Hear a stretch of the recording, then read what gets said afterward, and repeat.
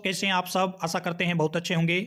आज के वीडियो में हम देखेंगे रेबारी समाज के बारे में, उनकी उत्पत्ति, उनके संस्थापक, रेबारी कौन थे, रेबारी कहाँ से आए और इनका भारत के इतिहास में क्या योगदान रहता है। जो भी इस जाति से संबंधित है उन व्यक्तियों के लिए अपने इतिहास के बारे में, अपने पूर्वजों के बारे में, अपनी जाति के बारे में सही जानकारी अर्जित करना अति आवश्यक होता है, क्योंकि जब तक किसी व्यक्ति को अपने जाति के इतिहास के बारे में पता नहीं होता तो उस समाज को मर्त माना जाता है और उसकी उन्नति और विकास बिल्कुल रुक जाते हैं। तो अपनी जाति के बारे में, उसके इतिहास के बारे में, उसकी उत्पत्ति के बारे में प्रत्येक व्यक्ति को जानकारी होना चाहिए और हम लोग भारतीय होने के नाते हमें भी इस रेबारी जाति के बारे में जानकारी होना चाहिए। तो आज का ये वीडियो रहेगा, इसमें हम डिटेल से इस जाति के बारे में इस वीडियो के अंदर बात करेंगे। इतिहास किसी भी देश और जाति के उत्थान की कुंजी है। किसी भी देश तथा समाज के उत्थान व पतन तथा वहाँ के ज्ञान, विज्ञान, कला, साहित्य, संस्कृति का ज्ञान हमें इतिहास के द्वारा ही मिल सकता है। हमें अपने पूर्वजों के श्रेष्ठ कार्यों के लिए इतिहास के माध्यम से ही मिल सकती है। जिस जाति के पास अपने पूर्वजों का इतिहास नहीं है उसे प्राय मर्त समझा जाता है। जिस व्यक्ति को अपने इतिहास की जानकारी नहीं है वो इतिहास का निर्माण नहीं कर सकता। वास्तव में इतिहास ही ज्ञान की कुंजी व ज्ञान का विशाल भंडार होता है। इतिहास वह पवित्र धरोहर है जो जाति को अंधकार से निकालकर प्रकाश की ओर ले जाती है। हर व्यक्ति दूसरे से तुलना करके अपने आप को श्रेष्ठ प्रमाणित करने में गौरव महसूस करता है और उसके लिए इतिहास से बढ़कर कोई आधार नहीं हो सकता। किसी जाति को जीवित रखने तथा विकास के पथ पर आगे बढ़ने के लिए इतिहास से अधिक कोई प्रेरणा का स्रोत नहीं हो सकता। इसलिए साहित्य जगत में इतिहास को भारी महत्व दिया गया है। इतिहास पूर्वजों की अमूल्य निधि है और वही भटके हुए मनुष्य को मार्ग दिखाता है। किसी भी देश या जाति का उत्थान और पतन देखना हो तो उस देश या जाति का इतिहास उठाकर देख लें। यदि किसी देश या जाति को मिटाना है तो उसका इतिहास मिटा दें तो वह देश या जाति स्वतः ही मिट जाएगी। इतिहास के अभाव में वह जाति या देश अपना मूल स्वरूप ही खो बैठेगी, वह भटक जाएगी। पहले जहाँ 4 वर्ण थे वहाँ भारत में आज लगभग 4,25,000 जातियाँ हो गई है। पिछड़ी हुई जातियों का इतिहास निसंदेह गौरवशाली रहा है। अतीत के पन्नों को बटोरकर पिछड़ी हुई जातियों में मानव की महत्ता, स्वाभिमान और स्वगरिमा जागृत करने की ज़्यादा जरूरत है।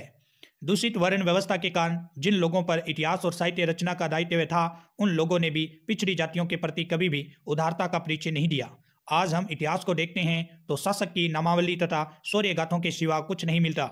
जिन लोगों पर यह दायित्व था उन्हें इतिहास में सभी वर्ग और जातियों को स्थान देना चाहिए, मगर संकीर्णता और पक्षपात राज्यों के उत्थान और पतन में शासक वर्ग के साथ साथ अन्य जातियों का भी त्याग और बलिदान रहा, मगर इतिहास के ठेकेदारों ने उन्हें समुचित स्थान देना ठीक नहीं समझा।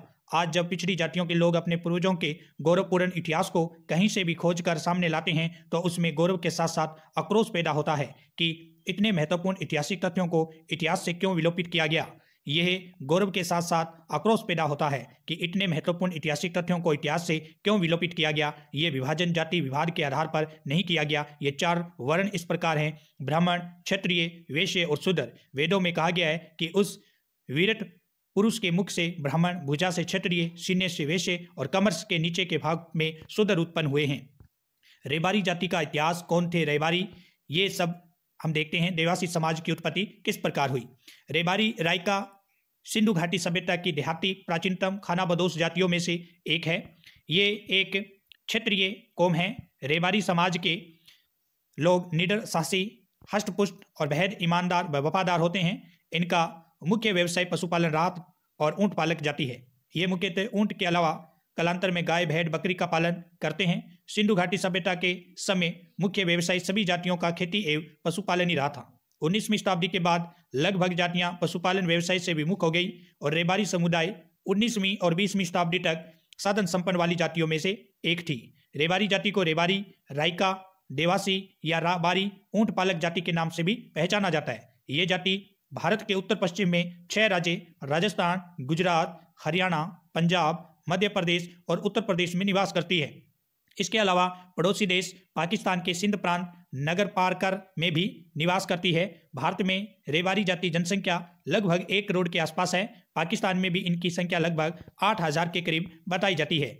राजस्थान के जोधपुर संभाग में पाली, सिरोही, जालोर, बाड़मेर, गुजरात के बनासकांठा, पाटन, मेहसाना, सौराष्ट्र में रेबारी समाज बहुत ज़्यादा संख्या में निवास करता है। हरियाणा राज्य के बिरढाणा, फतेहाबाद, कैथल और पंजाब में नाभा, पटियाला, भिंडरिया में रेबारी समाज काफी जनसंख्या में निवास करता है। मध्य प्रदेश में खजूरिया, उज्जैन व राजगढ़ और उत्तर प्रदेश में जटारी रेबारी समाज की बड़ी बस्तियां हैं।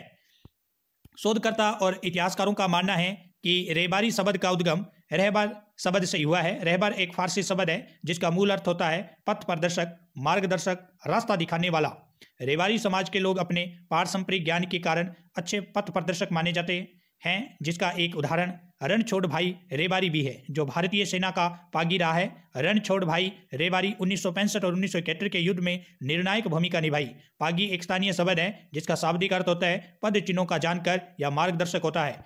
रेबारी अपने पशुओं के चारे की तलाश में साल के 8 महीने तक एक प्रांत से दूसरे प्रांत में घूमते हैं। अधिकांश अवधि घर से बाहर राहबारी बिताते हैं, इसलिए राहबारी का अपभ्रंश शब्द रेबारी है। चारण भाट और रावों की वंशावली में रायबरी शब्द का जिक्र आता है।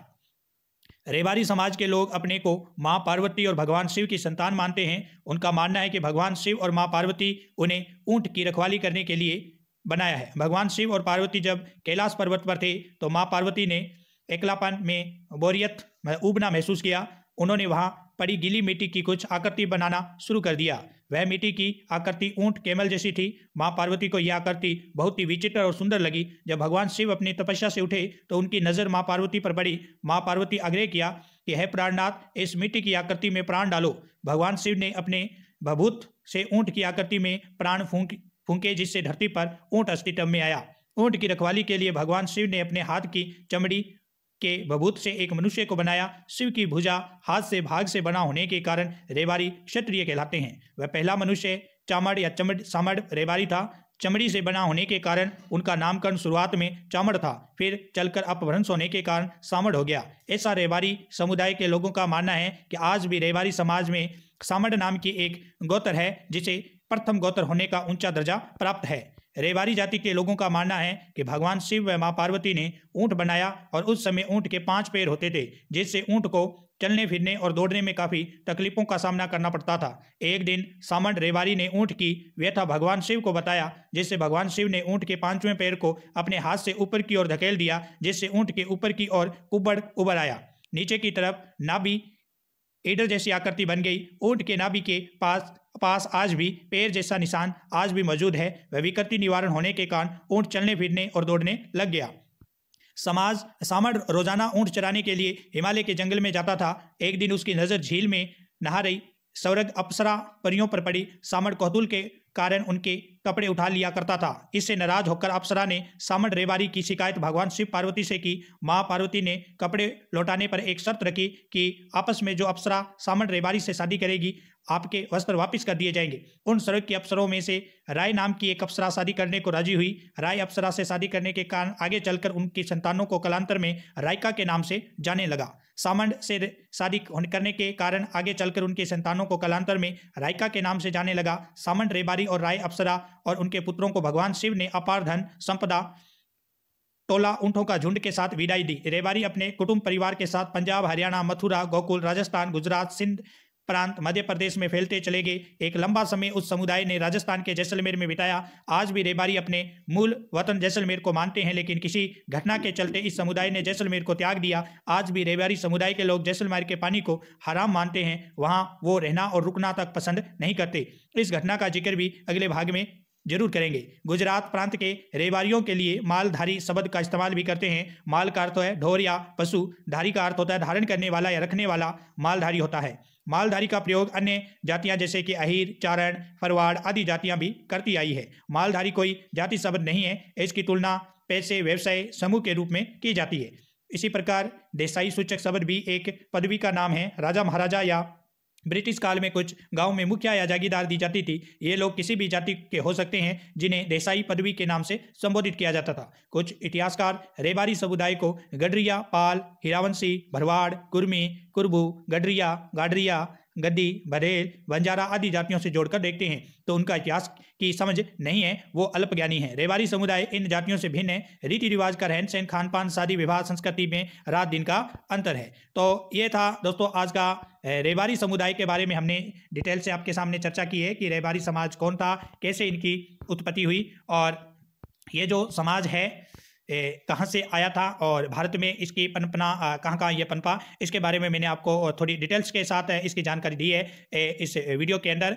रेबारी समाज जो ऊंट पालक के कान रायका के नाम से जाने जाते हैं, राजस्थान के लोक देवता में जब हम पढ़ते हैं पाबू जी के बारे में तो ऐसा माना जाता है कि जो ये रायका समाज है या रेबारी समाज है या इसको देववासी समाज भी बोलते हैं, तो ये पाबू जी को अपना इष्ट देव मानते हैं राजस्थान के लोक देवता के अंदर। और पाबू जी जो थे वो राजस्थान में सबसे पहले ऊंट या सांड लाने का गौरव भी उन्हें प्राप्त है। और ये किंवदंती भगवान शिव और पार्वती के साथ भी जुड़ी हुई है कि इस समाज को किस तरह से रायका या रेबारी कहा गया। तो ये आज के वीडियो में हमने देखा कि रेबारी समाज जो है देववासी समाज है, उसका जिक्र कहाँ से है और ये क्षेत्रीय होने का गौरव भी उन्हें मिला हुआ है। लेकिन जो पीछे इतिहासकार है, उन इतिहासकारों ने जो शूद्र जाति के इतिहास था उसको थोड़ा बहुत या नाम मात्र का लोगों के सामने जिक्र किया है, जिससे इस समाज के लोग या जो भी शूद्र जातियां हैं उन लोगों तक अपने इतिहास, अपने पूर्वजों की कहानियां और अपने पूर्वजों के द्वारा किए गए महत्वपूर्ण कार्य उन तक नहीं पहुंच पा रहे हैं और इनका जिक्र भी बहुत ही कम है। फिर भी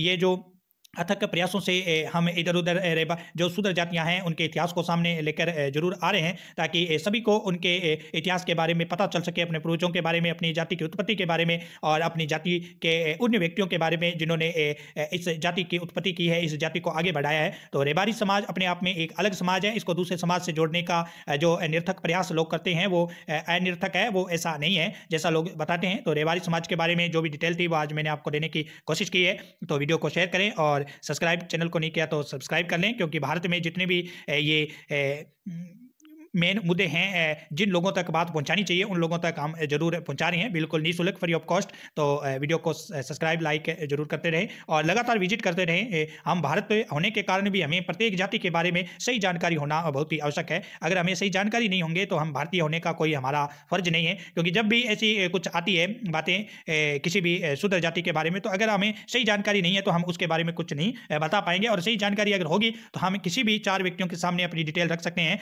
कि ये जाति ये थी, यहाँ से इसकी उत्पत्ति हुई और ऐसे ऐसे इनका जो इतिहास है उसमें योगदान रहा। अगर हमें पता होगा तभी तो हम बोल पाएंगे, और अगर पता ही नहीं होगा तो हम क्या बताएंगे। तो खासतौर पर इन जो शूद्र जातियां, इनके लोग कम पढ़े लिखे हैं, उन तक तो ये वीडियो पहुंचना ही चाहिए, उन जातियों तक। और जो भारतीय हैं उनको भी अपने भारतीय होने के फर्ज से प्रत्येक जाति के बारे में सही जानकारी होना जरूरी है। धन्यवाद, फिर मिलते हैं न्यू वीडियो के साथ।